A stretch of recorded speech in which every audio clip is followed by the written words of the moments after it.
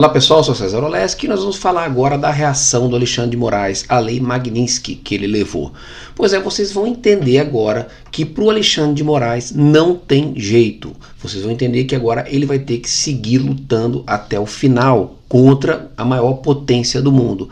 Pois é, depois que ele levou a Magnitsky, que a turminha do STF jurava que eles eram os soberanos, que eles poderiam fazer o que quisesse, que eles mandariam, julgariam e prenderiam todo mundo, provaram no próprio remédio de alguém que tem uma força muito maior do que eles. E essa paulada que o Alexandre de Moraes levou deixou todo mundo com medo.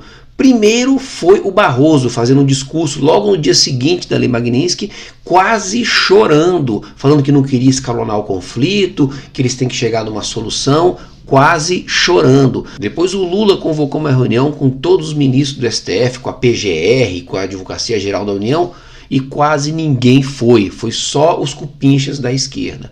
Agora, na hora de fazer o pronunciamento oficial dentro do STF, falou Alexandre de Moraes, lógico, bem com bastante enfático contra o Trump, a gente imaginava que seria isso, falou o Barroso com uma defesa institucional do STF também forte, e o Gilmar Mendes, gente, saiu em defesa só.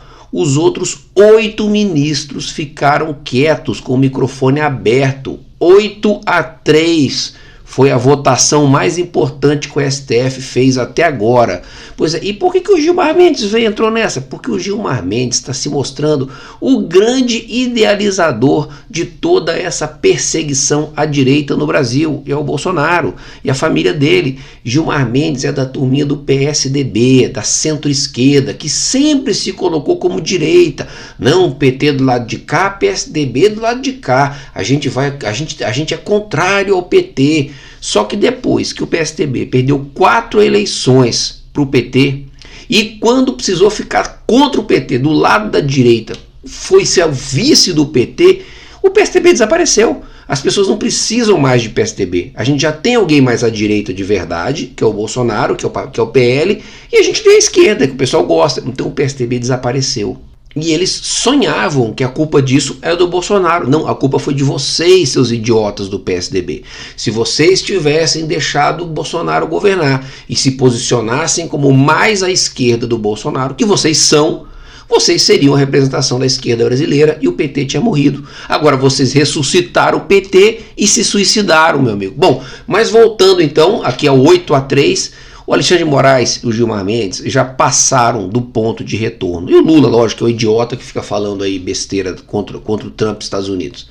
Das duas umas, gente, ou o Alexandre de Moraes vai se ferrar mesmo e vai acabar preso, ou ele vai dobrar a aposta até se tornar o grande ditador do Brasil e jogar a gente numa Venezuela.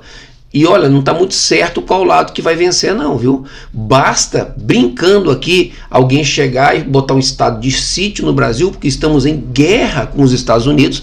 O Lula já falou que guerra agora não é mais com tanques, não é mais com munições, com projéteis, com balas, não. Guerras agora são com informação, com tecnologia, com bloqueios comerciais, que estamos em guerra, tira alguns direitos individuais porque estamos em guerra, acaba com essas eleições e, meu amigo, ninguém mais segura, vamos todos viver numa Venezuela. Ou é o Alexandre de Moraes, ou somos nós.